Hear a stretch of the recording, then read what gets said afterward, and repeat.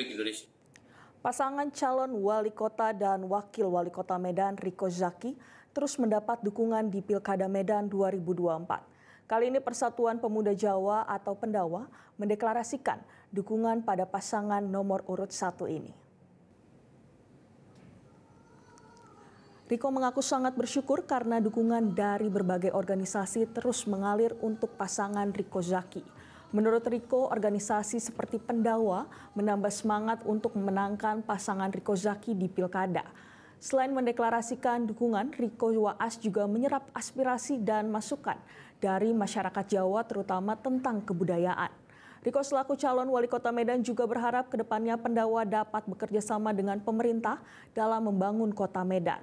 Selain itu, Ketua DPC Pendawa Kota Medan, Karman Anom Suwarno mengatakan jika proses menentukan dukungan melalui proses dan pertimbangan yang panjang sebelum memutuskan untuk memberikan dukungan pada pasangan Riko Zaki. Mendukung Pak Riko ini bukan hanya perlu proses, karena ada 3 pasang itu. Kita kumpulkan 21 kecamatan, kita bahas. Kira-kira siapa yang bisa kota Medan yang sudah baik lebih baik lagi. Jadi akhirnya jatuh kepada Bapak Riko dan Bapak Zaki. Nomor 1. Jelajahi cara baru mendapatkan informasi. Download Metro TV Extend sekarang.